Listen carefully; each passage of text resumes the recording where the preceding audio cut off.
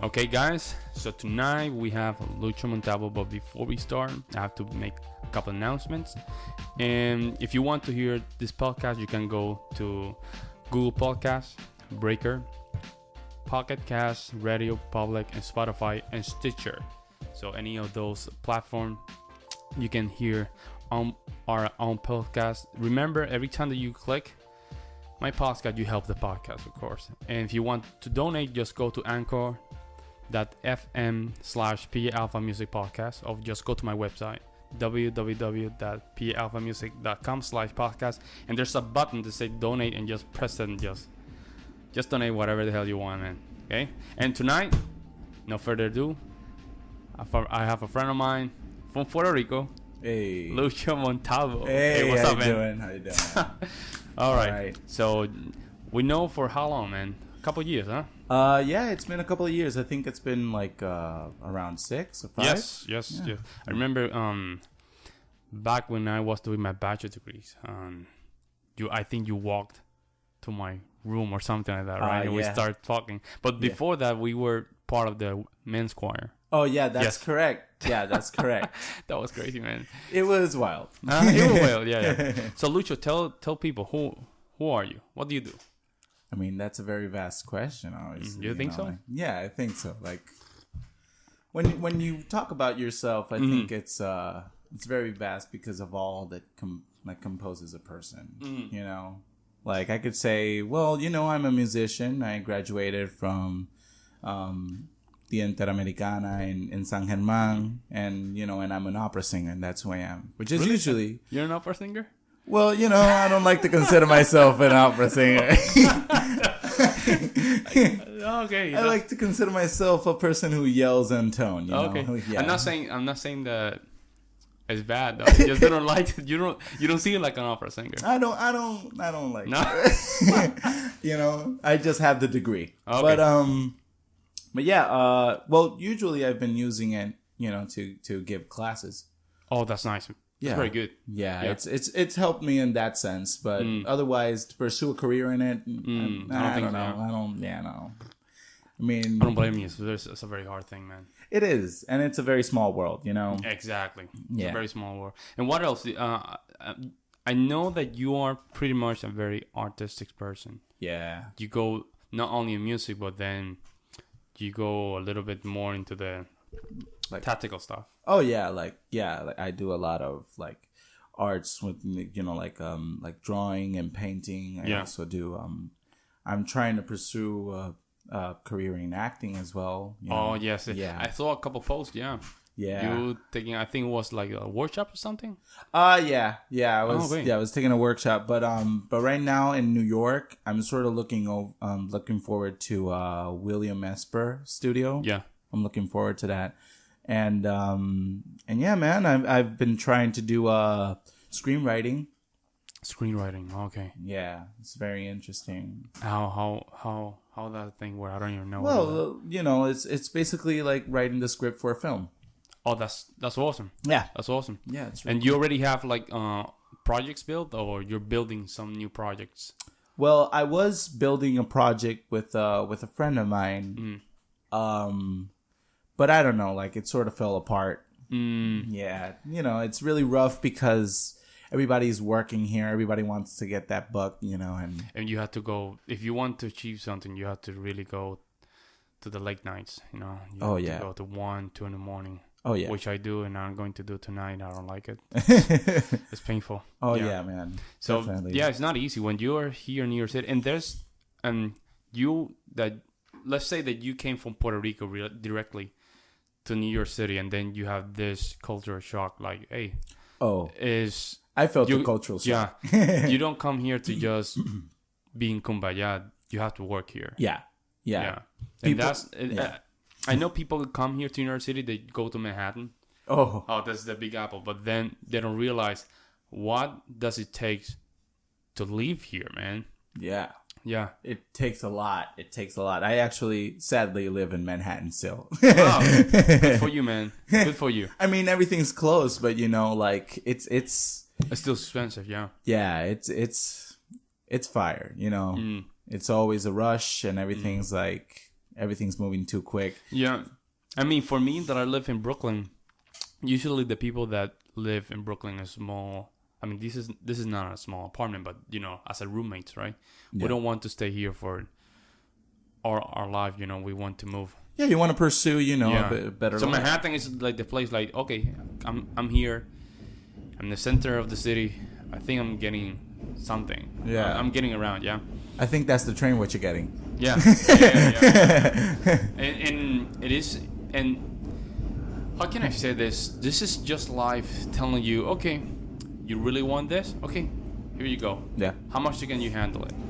How much can I handle it? Yeah. Well, for what I've pursued in the year and a half that I've been around here, yeah, I think that I can handle it. Yeah. Like I thought in the beginning like it was like the cultural shock is big, huh? It's big. It hits you like a sack of bricks, and you just right gotta in your deal face. you just gotta deal with it. You know, like you gotta take it up front.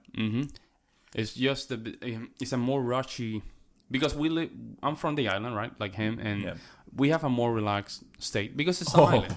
Yeah, it's just an island. It's just the nature of an island. Yeah, you have these beautiful weather, and it's very comfy and stuff, and it's great, man. Yeah. But then when you come here, and it's bigger. Yeah, the weather does change a lot, so you have to adjust yourself.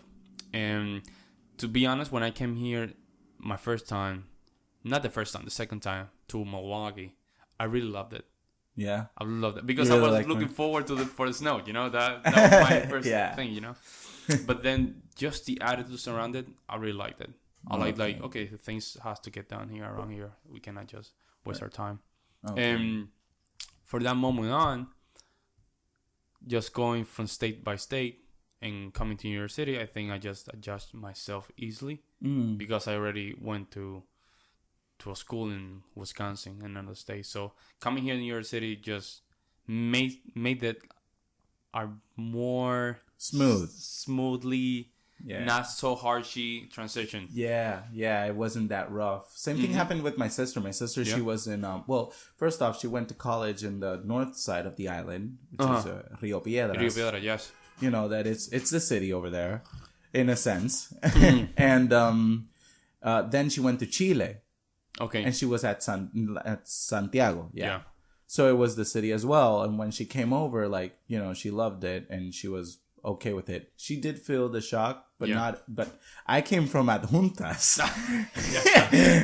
That's like, which is like 20,000 people. Yeah. Everybody knows you. Everybody knows about your life. You cannot do anything outside the norm there. Oh my God. If you do something outside the norm, it is havoc. It is havoc. It's crazy. Everything closes by around 8. You know, and 8, that's even late. I mean, that's late over there. Yeah. Remember when we use even in the Interamericana, right? When you wanted to just buy some empanadilla or something like that. Yeah. Everything was closed at 3. It was crazy. Yeah, it was crazy. Like around 3 p.m. already, everything was like we're out. That's a bummer. Oh man, and the only thing that was open was a Walgreens, and the Walgreens was open till like 9. You're like, what the fuck? It all depends which Walgreens, because the one in downtown it was already closed. Yeah, they were closed. So the only one that was open, you needed a car. Yeah, and it was not easy just to hop up in the car, just get to that Walgreens.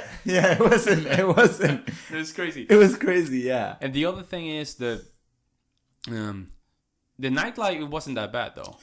You know, for such a small town, it wasn't. It wasn't that bad, though. No, it wasn't. I remember the Tasca. Man. Man, I loved that bar. I remember one of my first hangouts there. I remember with James. You remember James? Yeah, James, yeah. James and Guillo. Remember Guillo?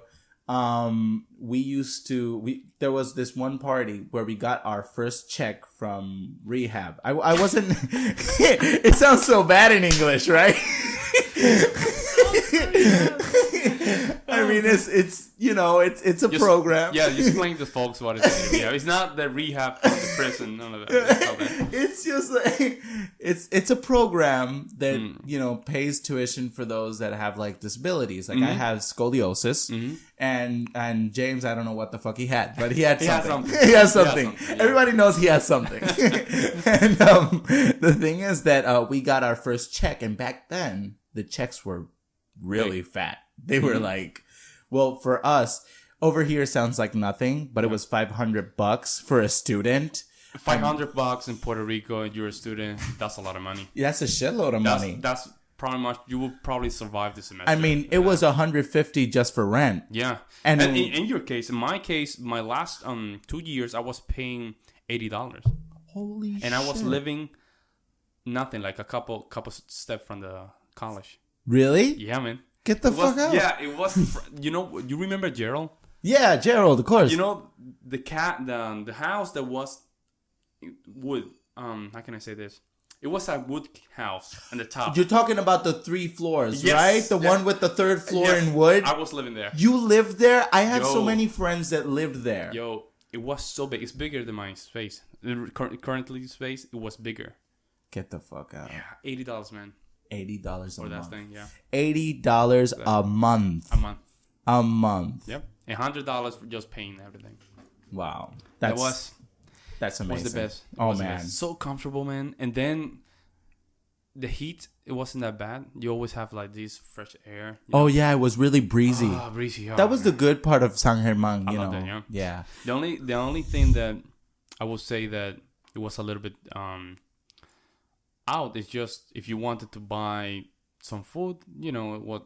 You have Burger King, but you don't want to eat Burger King at 1 a.m. Oh man, it was wrecking your stomach. Day, so you I mean, the only reason why I did it was because I was high as fuck. But you know, other than that, it's not. If you want some good Chinese food, not happening. So I think that's why that Burger King was so there, because you have by that time. I don't know if they opened the bar. You had the famous Tigres, right? Yeah, the Tigres. But they closed that thing, right? Oh, they closed. I have a story about that actually. Okay, I don't know the story. You know, the thing is that one time, so I heard that it burnt down. That's why it closed. Oh shit! I didn't know that. I heard that, but I also heard that it was because they were selling like other drugs, like you know, like coke and shit. Yeah, and the so they went deep. Yeah, they went in deep. But one time when it was closed, I was going down, you know, to college, like regularly, in my car, and I see this guy with a staff. Oh shit! With a staff, he was so skinny and tall. He had like orange hair, dyed orange hair, and he was and he had a like a robe, a purple robe, and he was walking around. Very sketchy. Very fucking sketchy. Like he looked like a witch doctor. Oh god. And he was going around the porch of Los Tigres. Yes. And he was just like dancing and like shaking the staff and some other thing he had in his hand that I can't recall. And let me just burn that shit. I don't know. Like after that, it never opened. Really? So you think? I see what you're saying. So maybe some weird juju or something. Yeah, some weird. Just put some. I mean, I don't honestly like believe in that shit. Yeah. But you know, it was weird to see that because. Yeah, it's like the Boston when the Boston Red Sox, Baby Ruth, stopped playing. Oh, the Curse of the Bambino. They I think they never won a World Series from. Oh yeah, years, for like for a while. Yeah, for a while. And then also with the Chicago Cubs with the. Oh, yeah. I don't know that one, but I've heard of it. So basically, that was they call it the curse. But I don't know. I mean, San Germán has very good places. I don't know if you remember this one, Sweet and Tasty. Oh, Sweet Fucking and great Tasty! place, I know. Jay used to work there. Yeah, Jay. Yeah, he the used bassist. to work there, and I spoke with him, and he was like, "Man, I don't know what's going on, man. Just it is what it is." Because of course, he cannot tell me a lot. I'm like, yo, this is a great place, man. It's very hipster-ish, close to the university. Oh, okay. Great place to just hang out. And just, I remember. I loved it. He was so like. I remember the first time I went there. He was such a chill guy. Yeah. And he looked like a beatnik. Like he had always like the little hat, the little hat, with the glasses. He was like, "Hey, man," and he was like, "Oh, he was always working so high." Well, you know what? I have to tell you something, man.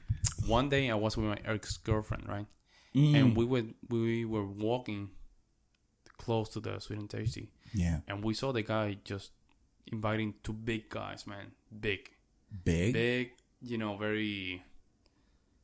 big.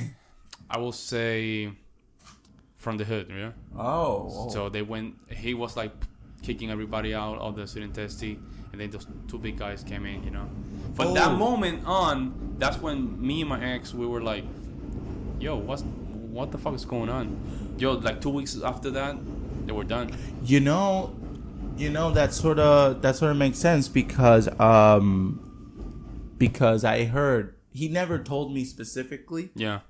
What was going on, but he did tell me like that the owner he was behind on some payments and stuff. Very sketchy, huh? And it was very sketchy.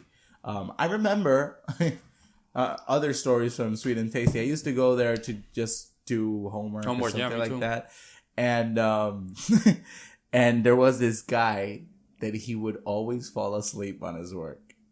Who was that? It was this old guy. Yes, I know. Yeah, he died a couple. I think last year. He died. Yeah. Get the fuck out! I'm making fun of him and he's dead. I think. Holy shit! His name was Sabatel or something like that. Oh my god! It was a big guy. Right? Yeah, he was a big guy. Oh my god, he died. Yeah, like I think it was last year. Man, I feel so guilty right now. I don't know. So he used to fall asleep because he told, I think my ex, like, I have a sickness and I just fall asleep and start stumbling. But I don't know, man. I don't know.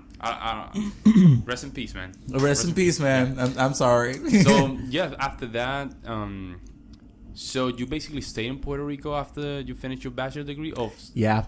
After I finished, I stayed for about a year or so. Maybe just trying to figure out things, right? Yeah, for a while, I just kept working in Jorgen Fruz. I was working in Jorgen Fruz as like an assistant manager type of a thing. I wasn't actually like an assistant manager, but I basically was. It's sort of weird. So you were assistant manager, but you were not. Yeah, it's okay. I basically had to do run all the errands that an assistant manager does. But I never had a title because the guy was a prick. Yeah. Like the owner of the place, he was a prick. Oh, that was painful. That was crazy. Yeah, because I worked there for 8 months.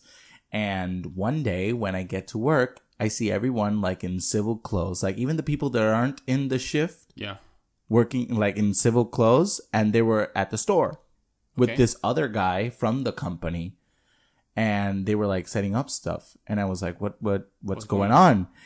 And because I couldn't know because my phone, I remember that my bill it was past due, and I couldn't pay for it, and I was gonna pay for it after the shift. Yeah. And I was like, "Okay, what's going on?" I didn't get the memo. I'm like, "You didn't get the message?" And I'm like, "What the fuck? What do you mean I didn't get the message?"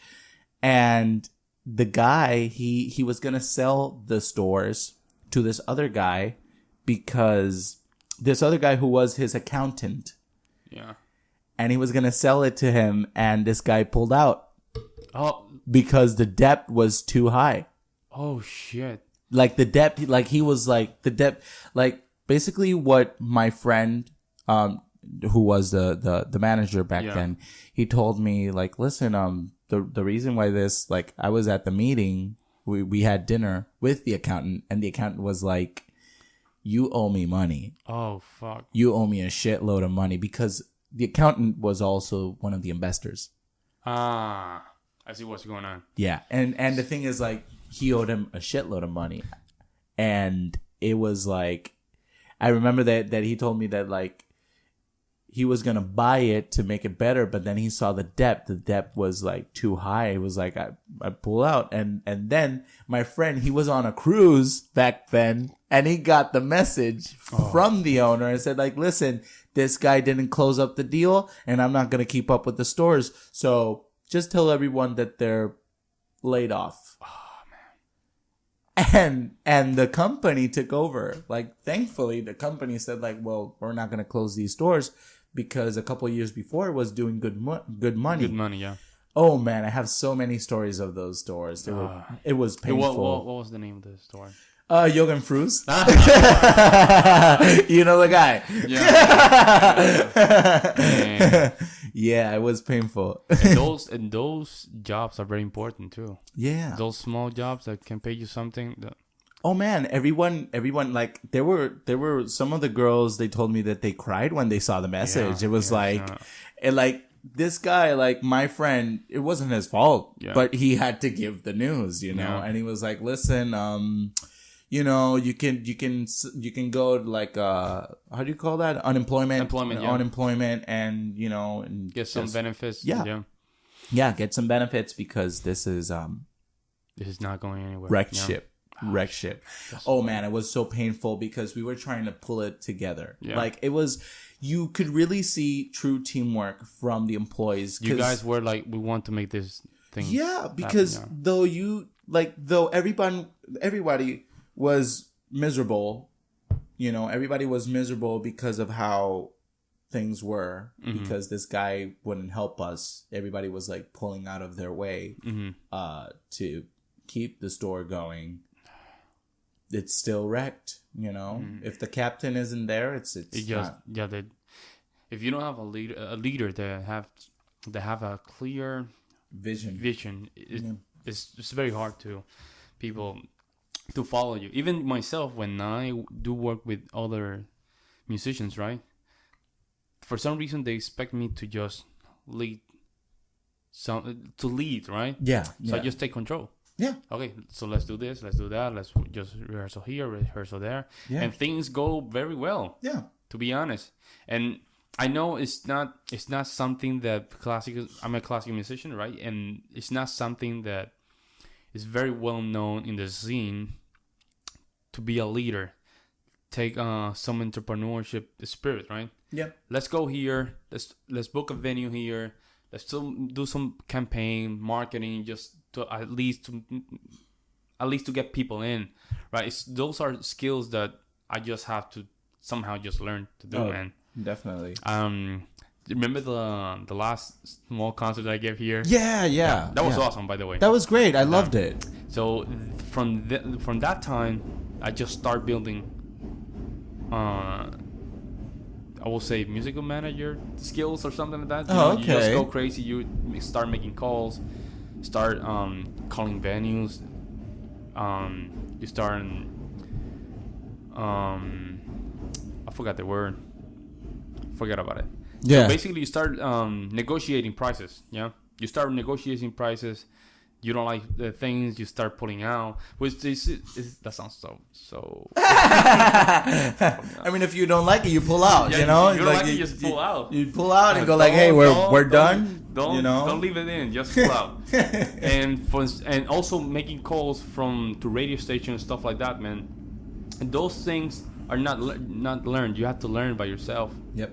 It's not an easy skill. And from that moment on, I just kept doing concerts.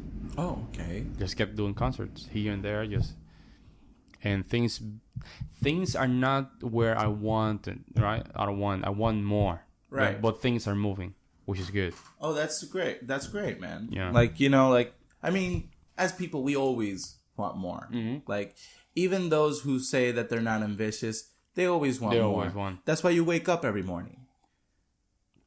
Let's cheer. That was so good. Can you say that people that say that is because they don't want to accept the reality? Yeah. I believe it's of human nature to be hungry. Yeah, we have to. Yeah. We have to. Then we don't have a purpose. In a sense, yeah. Because we don't have a purpose. We make our purpose.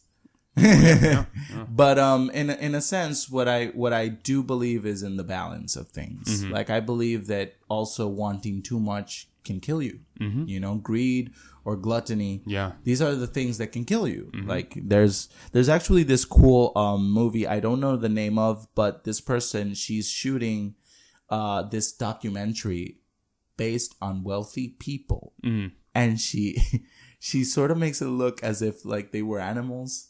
like it's curious, and there's people who have like they have so much money that they've done plastic surgeries, aesthetic surgeries to their dogs. Oh, that's so weird, man. It is weird as fuck. I'm That's like, weird. what is this? What is going? I want to watch the movie. I don't remember the title of it, but it's coming up, and it looks That's sick as hell, man. It is sick. It is sick. Weird. Like there's people that they just like, and at the same time, there's people that say like, oh, if I had all that money, I would help these people. Like, bitch, please, you wouldn't, because you're not there. Like once you're there, you know what you're gonna be, and your intentions are good.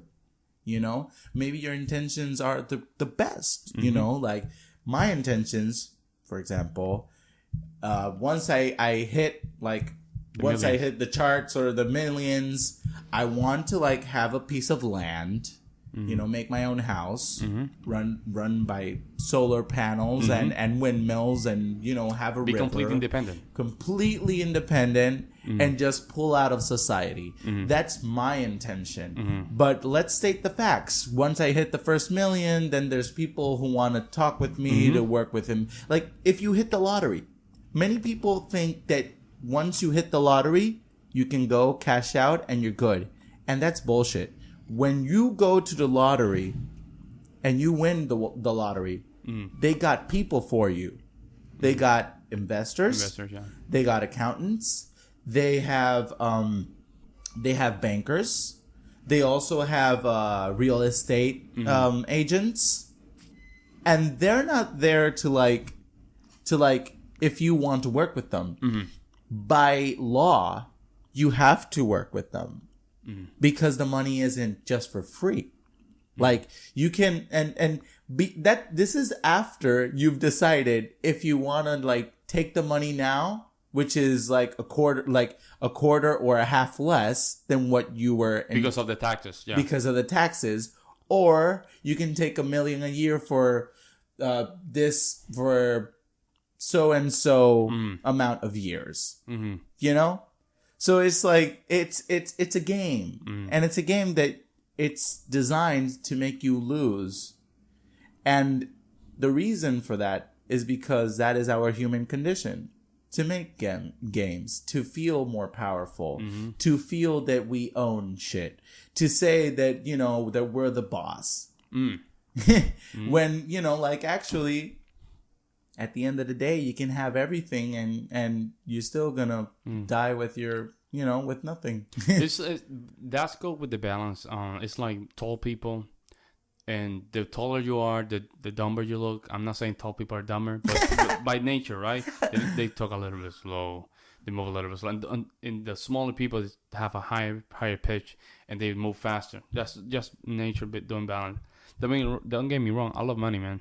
Yeah, I just love money. Yeah, and everybody loves it. It is true that people that get that win the lottery, they lose money, but I think it's more because they don't have the skill to maintain it. No, they don't have the skills. They don't know how to keep it. Yeah, it's like an NBA player.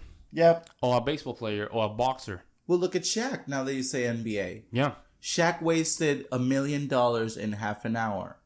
Oh, that's crazy. When he was on his prime. Yeah, that's crazy. He wasted $1 million, and then his agent told him, like, listen, you're going to become another bankrupt athlete if you don't get your shit together.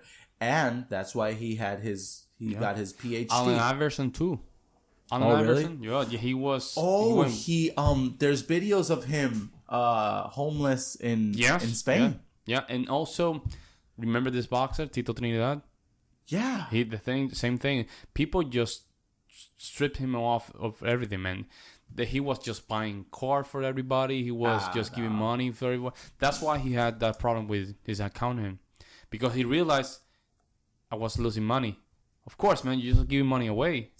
Yeah. An accountant is not going to do anything. Just try to manage your money. But if you don't invest your money in something, it will just go away. I was teaching a veteran. A veteran, he just finished. He just retired. He was just receiving money. All of a sudden, after 2 years, he was like, hey, Mr. Pablo, I'm losing money. I'm like, why? My money is in my bank account, but it's not doing anything. Okay, that's true. So what are you going to do? I'm going to invest it. And he stopped taking piano lessons and started investing in money.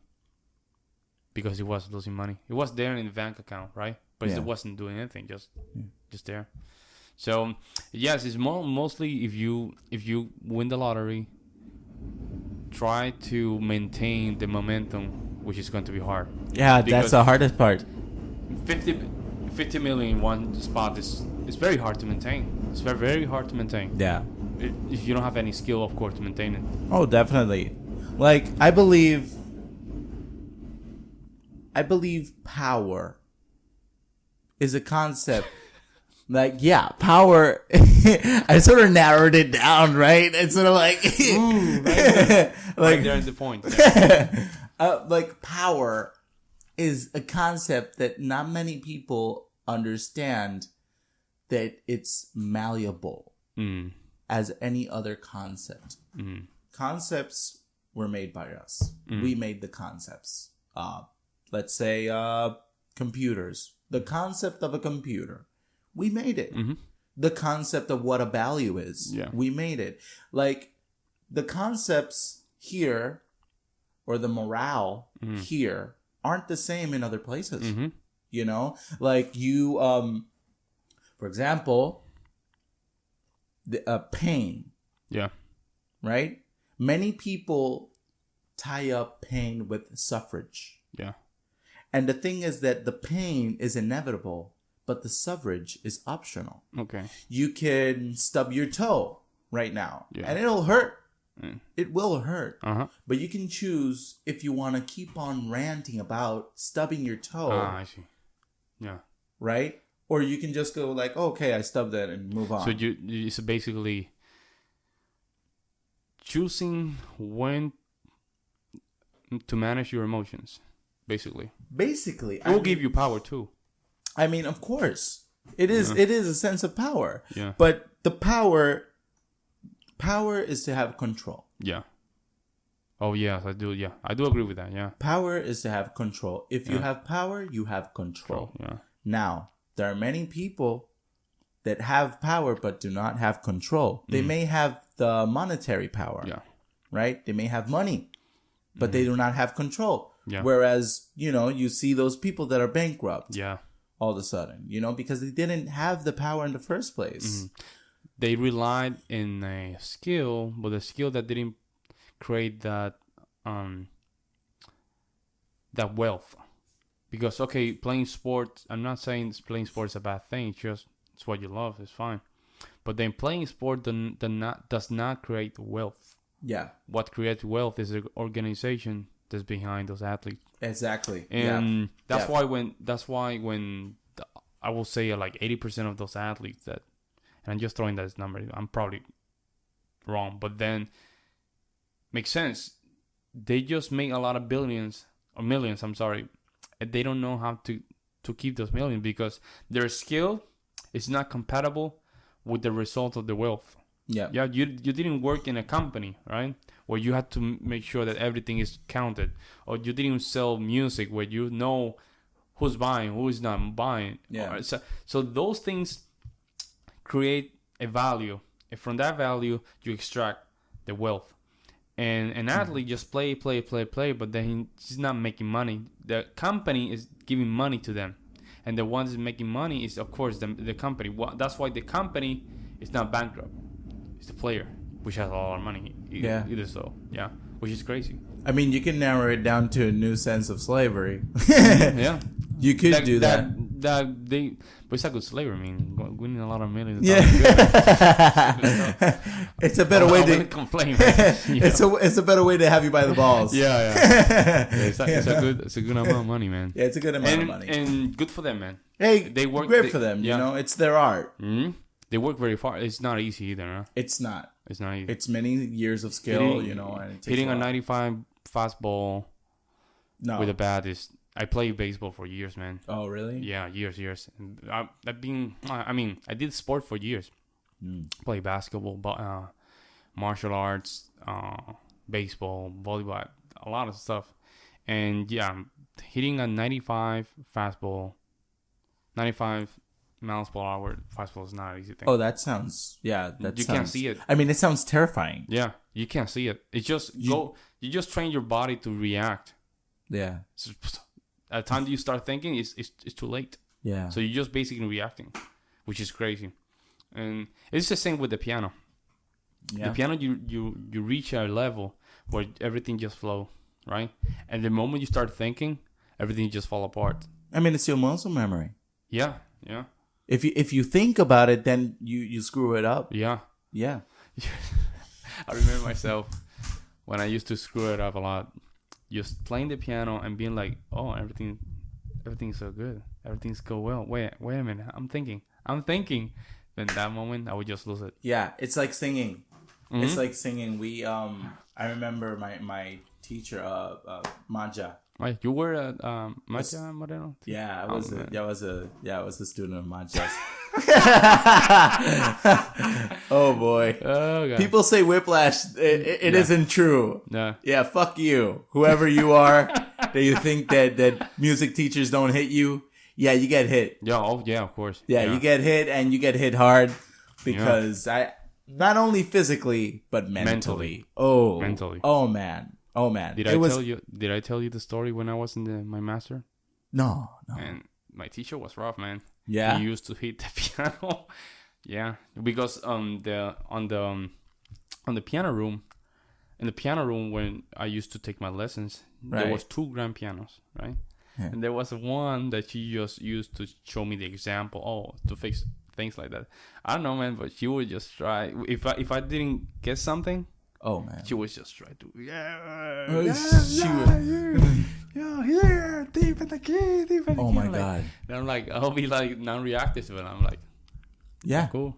Yeah, you gotta take it. Mm-hmm. You gotta take it. You can't take it personal because it's not even personal. Mm-hmm. They say all this and it seems personal, and yet it isn't. It's like when you're at work and there's a rush. Mm-hmm.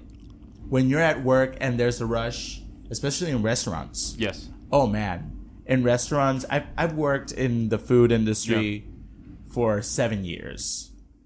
And I do not want to go back to it. Like, it's a very hard job. It is. Yeah, it is. It is a pain in the ass. Like, you got to take so much shit, not just from the clients, like, not just from the customers, but mostly from management and other, like, coworkers. Like, you just got to pull it together, man. Like, and you just got to...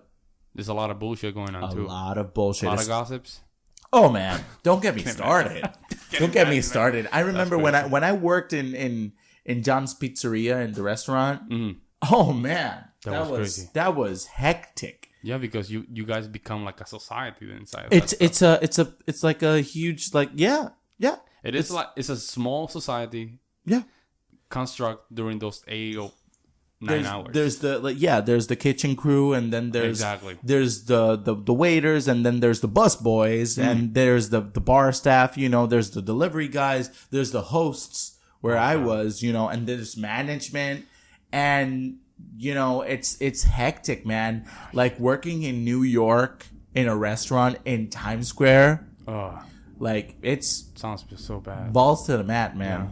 Yeah. No, it sounds so bad. It's painful. Yeah. How many years do you work there? Are you still working? Oh, no. I didn't even get to the year. I worked for like 7 or 8 months. No, fuck that, man. Yeah. It's just, you don't want to, I mean, if there's nothing, okay, just go for it until you get something better. Yeah. Don't kill yourself. Yeah, that's where I discovered my sister.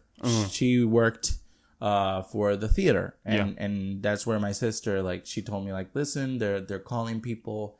I think you should submit your resume. And I talked with the guy, and then and you get paid well too, right? Yeah, I get a good pay. I mean, I get like 50 something a show. 50 something a show. Okay. Yeah. Okay. That's good. Yeah. And I'm a director now, so like, you know, like A little bit higher. That's Yeah, a good. little That's bit. good. That's Yeah. good. And how many shows you have? I do 7 to 8 shows. Oh, one day? No. A week. In a week.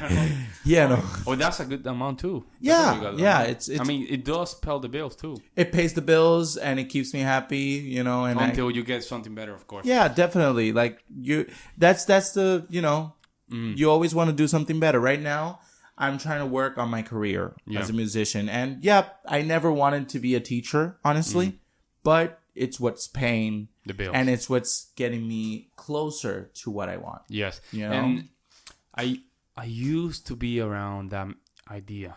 Yeah. I want to just be a musician. I don't want to teach. And it's something that you cannot escape. Yeah. Because when you're out of college, and you're out in the real world, Oh man. that's the first thing that you think. Unless you're doing gigs since you're in college and they're steady gigs. Like I have a couple of friends that they have steady gigs. Yeah. Like they just like they have a contract. Yes. You know, and when They you pay get a them contract, every weekend or something like that. Yeah. yeah, you know, you're good. But other than that, if you don't have that, oh boy. That's this uphill battle. No, I'm not even going to even think about that. You know. Yeah. And I do teach right now, and I have a couple of students, and it's not that bad. It does pay the bills, and of course, in the end, I don't want to do this in my entire life, even for the next 2 years. Yeah. But then when you're starting this venture, you have to go there. You have to go there. At some point. At some point, you have to go there. Yeah. Because it's not only about the money. You want to always give back to the community. Exactly. The community is very important because what are you going to sell? It's going to be receptive of that community which you are involved. Yeah. So in that case, it's going to be your students. So I'm making a concert. So my students are watching the flyer that I'm going to be participating of a concert. So they're going to be in the concert. They're gonna go see you. Exactly. Yeah. So it just keep going like it's reciprocal.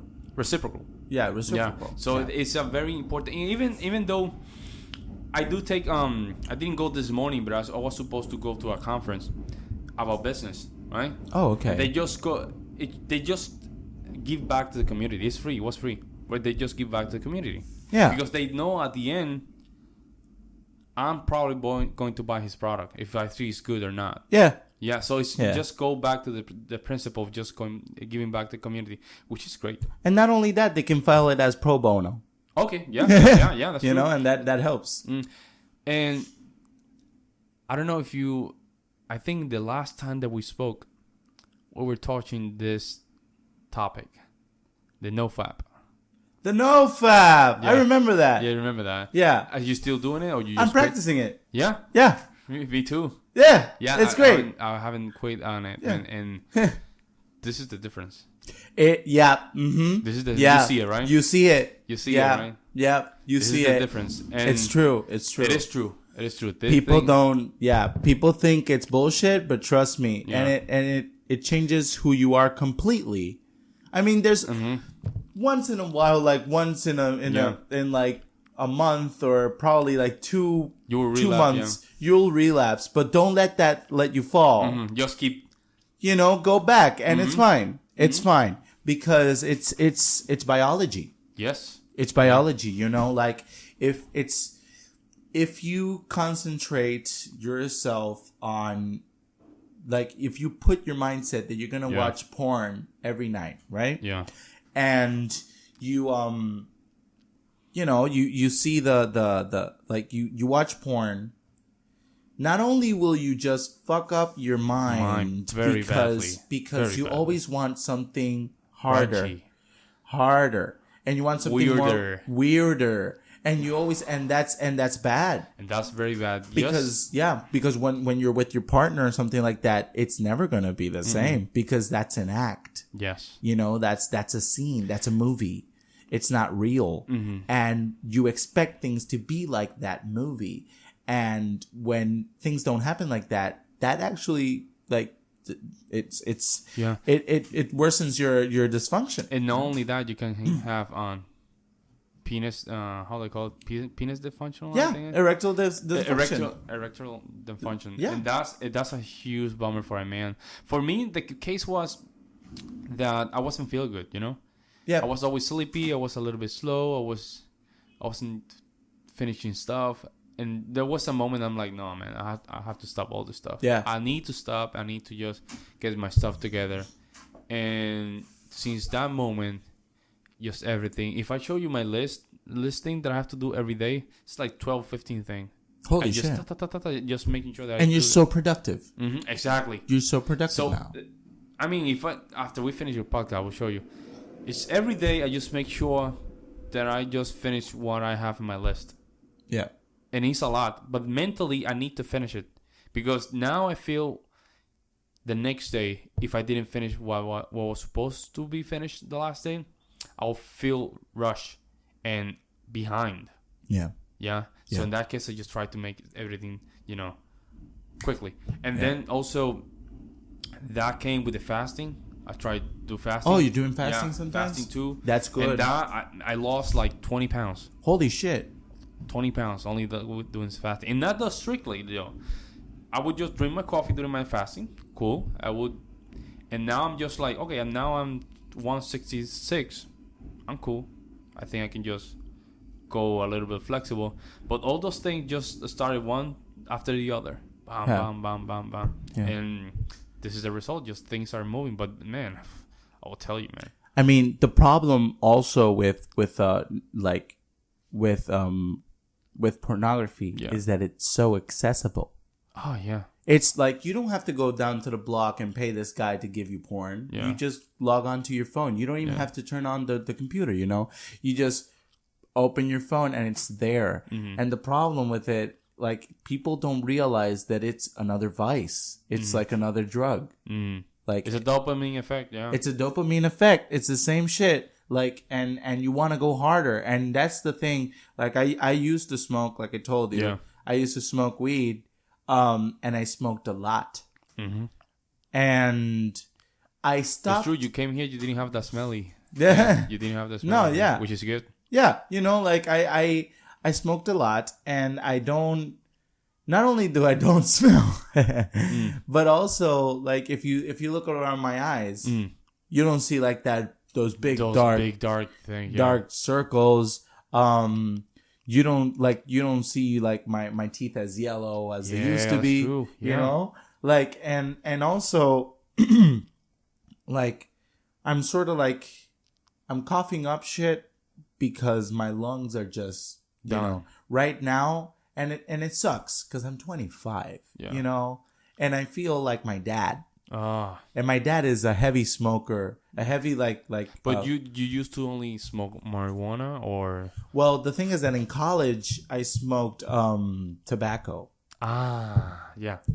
And it kicked me in the nuts. Wow. Like it really fucked me up. But I'm better now. Yeah. Because like I realized that I didn't want to do any of that. Mm-hmm. I didn't want to feel that shit anymore. I'm trying to kick coffee out of my system. Yesterday I had a caffeine withdrawal because I didn't have coffee in the morning. Decaf. Oh yeah, I drink decaf. You drink decaf? Yeah. And I do it when I feel my body's a little bit weird. Yeah. I just go with the coffee. It has to be the coffee. So I just go grab my decaf and I start drinking decaf for one week. Then I go back. So just to make sure that balance. But yeah, decaf. Yeah. It doesn't taste. It's not strong, but it does do the mental. Let's call it the mental reaction. Oh yeah. Having something warm into your mouth. Yeah. And you feel relaxed. I will take and that. And it sort of tastes like coffee. It sort of tastes like coffee. Yeah. Of course, it doesn't have the after effect of the caffeine, which is when you go to those strict 1 week or 2 week without drinking caffeine, you will feel it. Yeah. Yeah, you will feel it. So what I do is when I do that transition, I just mix it up a little bit just to get a little bit of the caffeine, but not that much. Yeah. Yeah. Because it can get you, the heart attack stuff. There's a lot of stuff that we don't realize that are vices. Like, look at sugar. Mm-hmm. Sugar's more addictive than cocaine. Mm-hmm. Like, if you have a piece of candy or a chocolate after every meal, I will guarantee you that the day that you don't, you will lose your shit. Mm-hmm. Like the day you don't have a piece of dessert after a meal, you will lose your shit. Oh, yeah. And sugar. that's, and it's sugar. The sugar. And sugar, like if you look at the mummies, mummies still have their teeth. And the reason for that is because they didn't eat as many sugar, if not any. Mm-hmm. For the time. Sugar is the... There's no worse drugs than the one that doesn't kill you. Yep. The one that kills you is kill you. But Yeah, the one that doesn't kill you is killing you slowly. And you just don't realize it. But then by the end of these 20, 25 years, 30 years, you will see the result. Oh, fuck. I was just doing this for 25, 20 years. And this is the result. Yeah. Oh, my God. Yeah. It tortures you. That's too late. It tortures you. Yeah. It tortures you. Yeah. Like I was like, I have friends who they drink 5 Red Bulls a day. Wow, that's crazy. Yeah. I have friends who drink 5 Red Bulls a day and they look like shit, honestly. Crazy, like they just look groggy all the time. They look all, like they're about to fall asleep. They drink Red Bull as if it were water. And they don't realize the amount of sugar, the amount of taurine, the amount of caffeine that they're putting in their systems. And they're falling asleep? And they're falling asleep because their cortisol is not there anymore. And you can fall out of that. Like but you need to cut it slowly. Yeah. It's like any other vice. Like I remember people say no, but with weed, like it's not that it's chemically addictive. It's mental. But it's mental. Mm-hmm. And you feel the withdrawal. You will feel it, right? You feel it. I think Joe Rogan tried, though, for 1 month. Yeah? He tried, and he was cranky. He was very cranky. You get cranky. Oh, man. You get really cranky. You, like, everything pisses you off. You like, sometimes you can't sleep. No way, man. Yeah. Because if you're one of those that I used to smoke when I got up. Like, I used to wake and bake on my way to work or on my way to college. Between at work or between what do you call it? Between work or between classes. Mm-hmm. On my way back home and right before bed. Like 4 or 5 or 6. More. Oh, no fucking way. Like, and it got to a point like the day that I didn't have my weed, I would flip. I would lose my shit. Oh, like God. It was just like I need this shit. Yeah, I need it, and it's not chemical because you can kick the habit. I kicked the habit and it was normal. Like I didn't go through all those things that you go. So how many times have you been sober? Sober? Yeah, from weed. Sober. Or how much have you scaled down? Well, I've scaled down. I mean.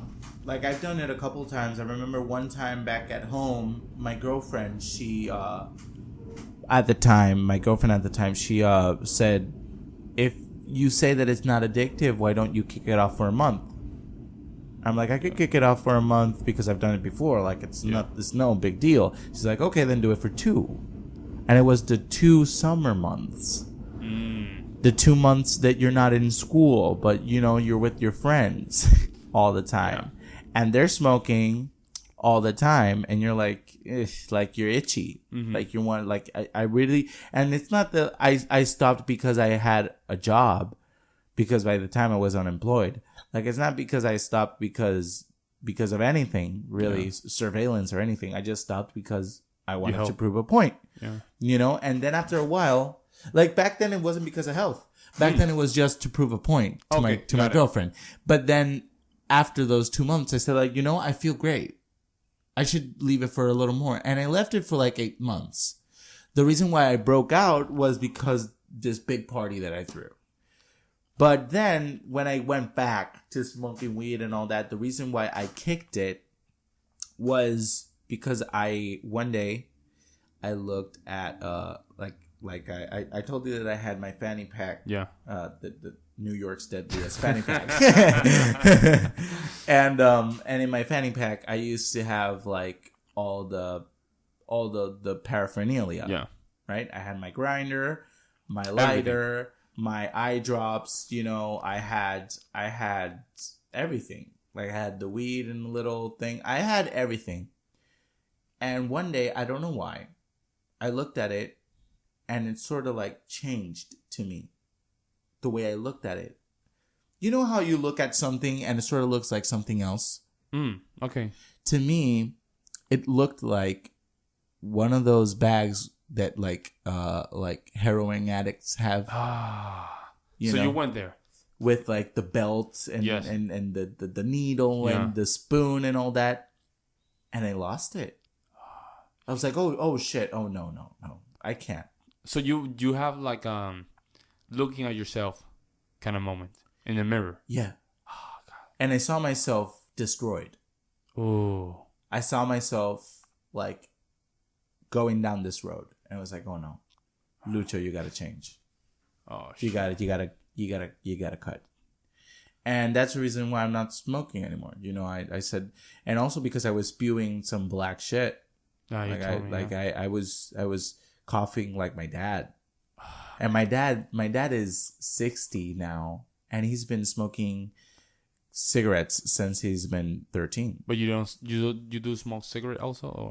No. Only weed, right? I used to smoke weed only, and I'm done. Yeah. It's crazy. I don't want it. Yeah, but at least you confronted that era. Yeah. And for some folks, it's just things very simple. Yeah. You know, for some folks, it could be like just if masturbating. Yeah, it could be one thing. You know. For others, it could be that drinking coffee, or just getting up a little bit early. It's very subtle things like that. It could really change your life. Yeah, because you're making changes. Yeah. Now, changes it's a very hard part of yourself. Oh, definitely. If you change, you will feel your body trying to just push you away, which is weird. It's, I was watching this video based on like how to kick habits and how to be more disciplined. Discipline, yeah. And the reason for that is because it's basically dopamine. Dopamine, yeah. When you have a vice, right, you want the dopamine rush. Yeah. You that's the reason why you do the vice. Mm. That's the reason why you do any vice. And when you realize it, it's basically what you want out of dopamine. What creates more dopamine is the anticipation. Mm. It's not having it at the moment. And that's the beauty in a sense. That like... It's that rush. It's that rush. It's the rush of like... It's not... That's why everybody says like it's the journey. It's not getting to the place. Yeah. Because the day you get to the place, you're like, oh, this is it. Let me just get something else. Let me get something else. Exactly. Yeah. Like if I told you, Pablo, I can give you either $100 now or I can give you $200 tomorrow. Mm. What would you like prefer? I will say, I just give it to me tomorrow. Yeah. Yeah. Maybe. I mean, I will say, if I say give it now, you will give it to me now. But then that feeling of the $20 or the $100, whatever was the amount, the other 100, like that. Yeah, it's like it's not there anymore. It's not there anymore. It's not there anymore. So if I say if you offer me the money and I will take the money, that effect's gone, and I will want more. Yeah. What can I do to just get more from him? Exactly. Yeah. Okay. And all you had to do was wait. Yeah. See? So like that stuff, like it happens. It's like women, man. What do you mean it's like women? when they know that they have the control of the situation, you feel that effect too. I mean, hey man, I had a teacher that told me a woman's pube. Oh my God, this is so gross. I'm sorry. On behalf of all the women that are going to hear me right now, this is going to sound so sexist, but this was actually, my teacher was a she, and she said, and I quote, a woman's pube can pull you harder than what a tugboat can pull a cruise out of the harbor. And I was like, oh my God. That is so true. Like you want to, like, because like you, I don't know why men, I think it's all because of like how our sexual organs are designed, you know, because I haven't known. Well, in the city, it's sort of different. Yeah. Like I've been afraid of some girls in the city that here in the city. Yeah, that they're like there are some girls that you vicious.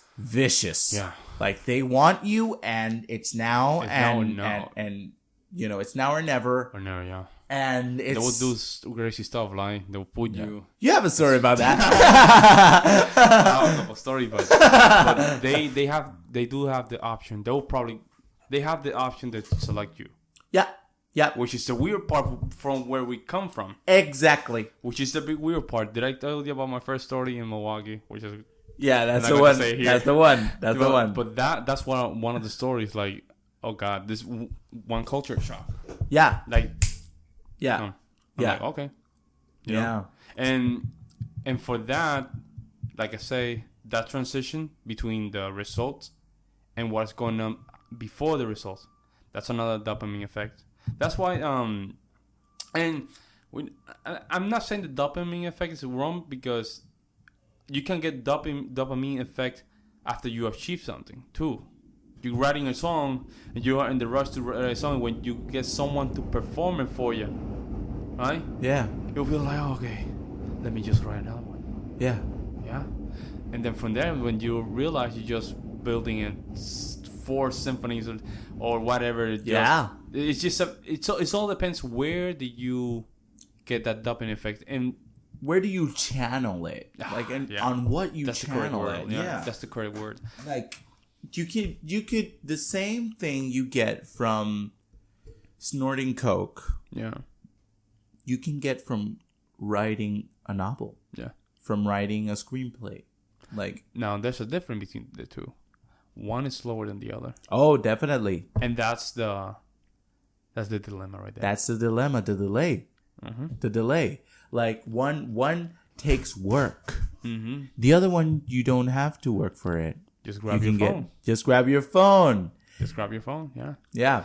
And it is so accessible. And I think men's in general, I think we drop like 50% of testosterone.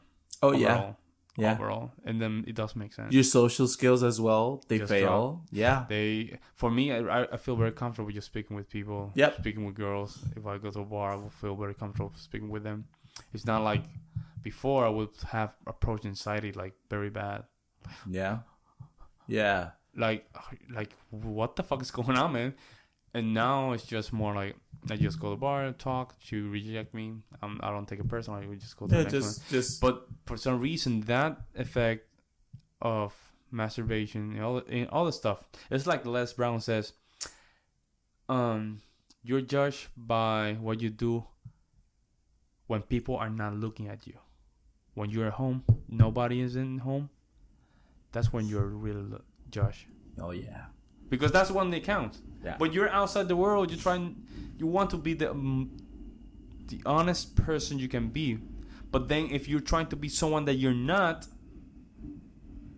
that's when the shit hit the fan. Because then you're forcing yourself being a person that you're not. Yeah.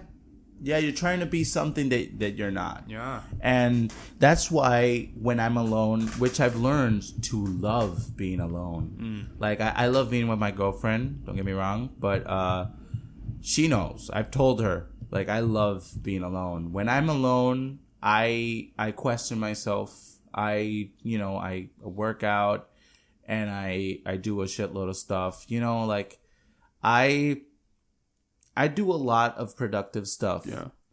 And more since I kicked the habit. Yes. You know? And I'm trying to kick other habits. And like, I've been reading a lot lately. And one of the things that I've realized is that, like, we all have, like, let's say this dragon. Yeah. You know? And that dragon is something. In my case, my dragon is my rage. Like, I have a lot of rage. I've had a lot of anger issues along my life. Yeah. And, you know, I've learned how to manage it. Like, and especially here in the city, like, if you don't see a crazy person or if you don't have a prick a day, you're not in New York. Yeah. Like, especially in Brooklyn, you'll feel that, like, the rage. Yeah. In the place. Yeah. Yeah, you feel it. Like, people bring it out, but sometimes, like, you know, like, I gotta learn that, and I realize, I recall on myself, and I remind myself, I don't want my dragon to burn. I want my dragon to fly. You know, I want to use that rage to write, to sing, to be productive, look for auditions, get that headshot, you know, get it done. Get it done. Yes. The grind, right? The grind. And it is man, you're hitting the nail very good. You're hitting the nail in the right spot. The thing is that it's not about being a musician. It's more in our case, artists, right? Yeah. Let's call it artists. Yeah. It's not about being an artist. Artist is just a result of the things that you do inside.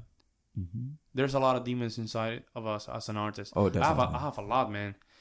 And if I realized months and years, I need to confront these demons, man. They're eating me alive. Yeah. I need to do something. And that's the process when everything started. Like, I started looking to myself, right? Inside myself. And I discovered a lot of things that I didn't like about myself. I was looking at myself in the mirror. I was like, I don't like myself. Something's not right here. Something is not right. I'm not getting what I want. And it's not about the music. Yeah. That's when I started going to this self-development area. Motivational, Tony Robbins, Les Brown, Eric Thomas, Robert Greene. Oh, I just keep going. Then I start reading. And then all of a sudden, things were moving a little bit slower. When things are in a bad shape, I can still hold myself strong, you know? Yeah. This is just part of the process. Exactly.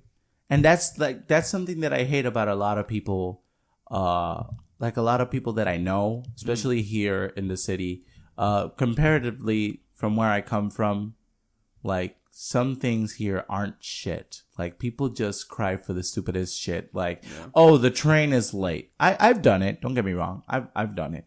But at the same time, like I catch myself. I go like, wait, I only pay a card a month.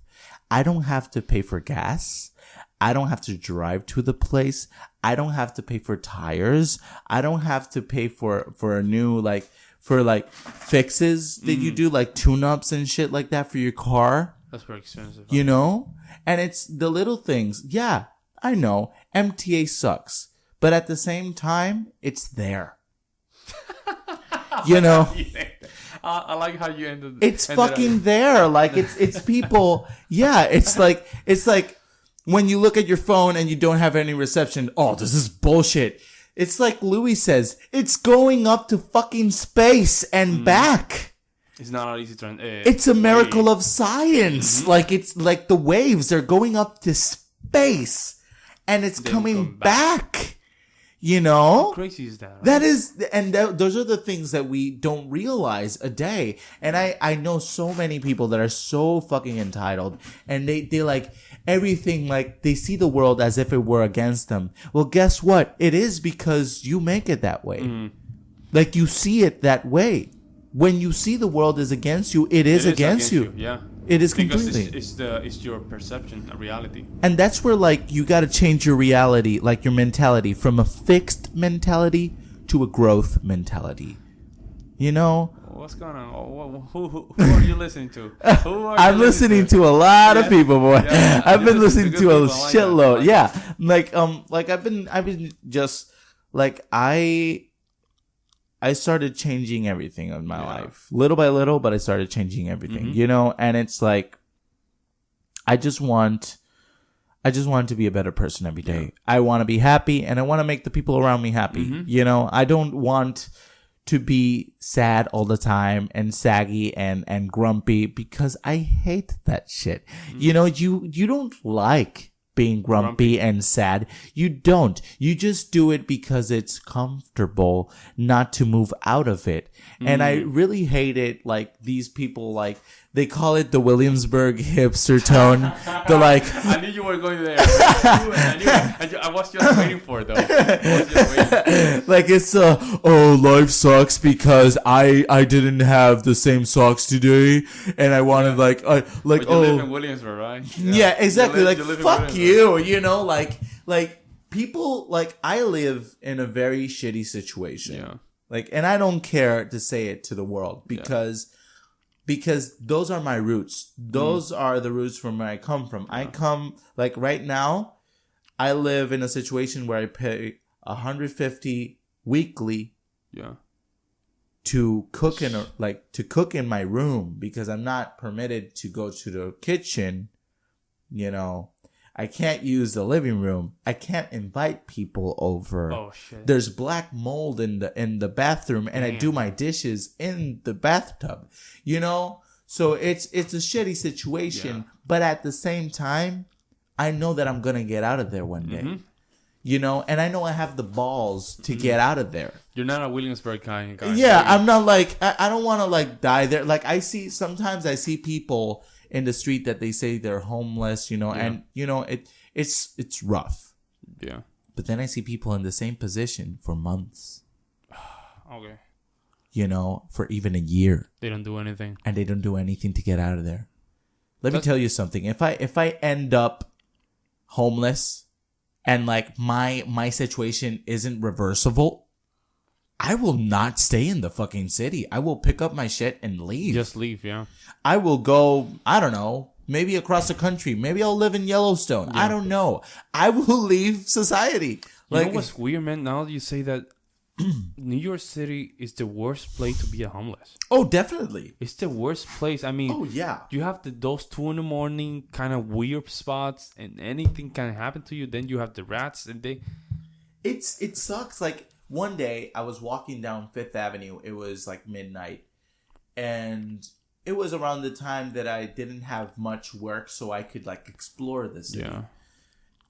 And I was like going around, you know, watching like all these fancy places in Fifth Avenue in Midtown, and all of a sudden I see a couple of churches, like these big churches, and there's like maybe 7 to 9 people.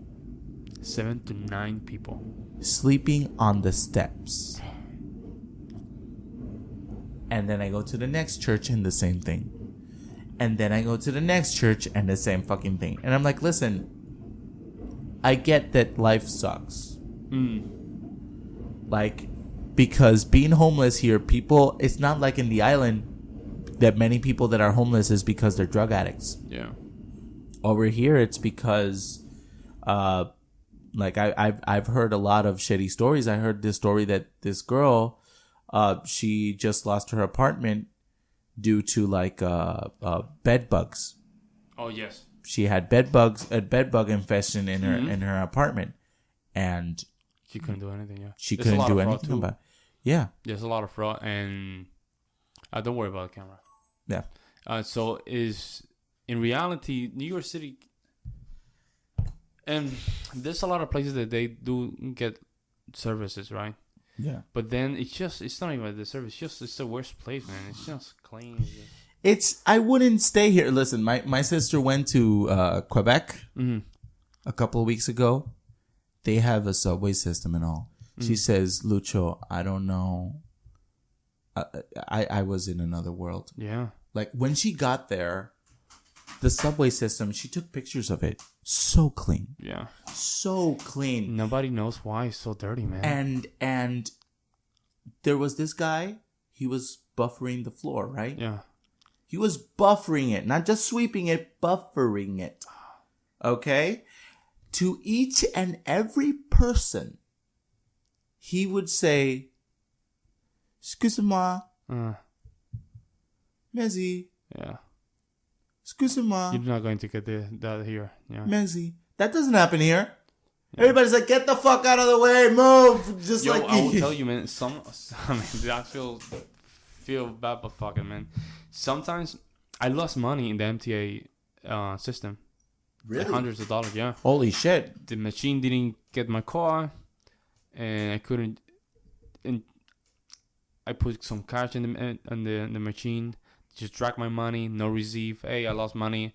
Yeah, I'm sorry, we cannot do anything. I'm like, I just fucking lost money at $32, and those were only my $32. Oh man, I have so many stories very similar to that. Stories like I was putting the car, making transactions. The car never got my money. All of a sudden, I go to my bank account and I have like $300 of MTA transactions. I had to go to the bank. Fuck? Things like that, man. I don't know what it is. It's just New York. You go to Chicago, it's a better system. You go to Milwaukee, you go any train station in the nation. Yeah. The train system is pretty good. You go to here in New York City, you go to the Bronx, man. Those stations want to just fall, man. Like, you have to be aware. Like, yeah. I used to hang out around Gun Hill Road in the beginning. I hate the Bronx, just to let you know. You hate the Bronx? I don't go there. I used to hang out just because of a friend of mine from which I gotta get back to because she's a great person. But yeah, I remember that. Like that's the thing with the city. It's so fucking crowded, and that 10 is million people, I think. Yeah, and at the same time, that is not an excuse for the shitty system that we have, because they have a shitload of money. Like MTA has a shitload of money, and I think it's just New York City, because if you go to any other system of MTA outside New York City, it's respectable. Like, okay, yeah, upstate New York looks kind of nice. It looks nice. You go to other areas, Connecticut, oh, it does look nice. You go to the city, and it cannot be explained. It cannot be explained for some reason. And of course, the unions are very strong here. Yeah. They just so mean too. Well, fuck it, man. Whatever. But the thing is that, I don't know. It's a mystery. It's a mystery. It's a mystery because, like, you got cities, like, you got places like not Hong Kong, Beijing, Hong Kong too. Yeah. They have train system with a lot of people. Oh, and Japan too. Yeah. Japan, a shitload of people, and you see their subways, and they're amazing. Yeah. And it's always on time. Not this bullshit that it says 5 minutes and 15 minutes later. You know. The longest minute. Man, it's a New York minute. The longest minute of your fucking life. You can go down to the deli, get a sandwich, or get a roll. Like, listen, I've been waiting for a train. 1 minute. And I've gone out of the fucking station. Okay? I've gone out. I've gone to the box store. I've got a roll with fucking egg and cheese and shit. They gotta make the egg, you know? And it takes like 5 minutes at least. I go back, and the fucking train said it was coming in 2 minutes, and those are the longest fucking 2 minutes in my life. Like, those minutes are not minutes. Yeah, it's like a distance kind of thing. They should change the I for an O. You know, go like moments. You know, like an abbreviation for moments. Wait for a moment. You know what? I would just prefer like 3 stop. Like stops. The trains and 3 stop away or something like that. Oh, definitely. I think it's better, and we don't have to go through this 5 minutes, the longest 5 minutes of your life. Yeah, which is weird. Yeah, definitely. Okay, Lucho. Man, we're going to stop it here. All right. Yeah. This is where the train goes. Yeah. Lucho, tell people where can they find you, man. Well, you know, I'm still developing my website. Mm-hmm. I still don't have like a perfect name for it. Mm-hmm. I wish it were like Lucho is here, but that's not that professional. No. But you can find me on Instagram, man. Lucho is here. That is LuchoIshere. Mm-hmm. You know, and Instagram. I'm sort of doubtful about my Facebook because honestly, I want to close it. Yeah, I know. You don't have an artistic page either, right? My artistic page, it's gonna be The Vo. The Vo. That is www.thevo.weebly, which is WEEBLY.com. And I will put everything in the description just to people to find you and they can follow you, stuff like that? You don't have any Twitter, none of that? No. I'm so bad for social, man. I'm really so bad for social media. But hey, right now everything is under development. But in a couple of weeks, you know, we can call you in a couple of weeks too. You can come here, just give people an update, and just do another podcast. Which is cool, definitely. Man. I would love to talk with you for more, man. Because remember that time when we met at the bar? We were like, all that stuff. Holy shit! That was like what, 4 hours? I think pretty much, 4 hours. Yeah. We talked. There's a lot of topics there. Oh man, there were so many topics. There was so many topics, and we're pretty spot on in English, but in Spanish, Spanish is easier because it's our language. But we can go a little bit freer. I can bring some beer and just. Amen. Just okay. So guys, make sure to support this channel or this podcast, and you can go to Anchor.fm/PJ Alpha Music Podcast. You can just go there and support us, or go to Google Podcasts, Breaker, Pocket Cast, Radio Public, Spotify, or Stitcher. Anything will help, or just go to my website www.palphamusic.com/podcast. Press the button, donate whatever you can, and we're going to appreciate it. Lucho, thank you, man. Thank you, Pablo. Yeah. All right.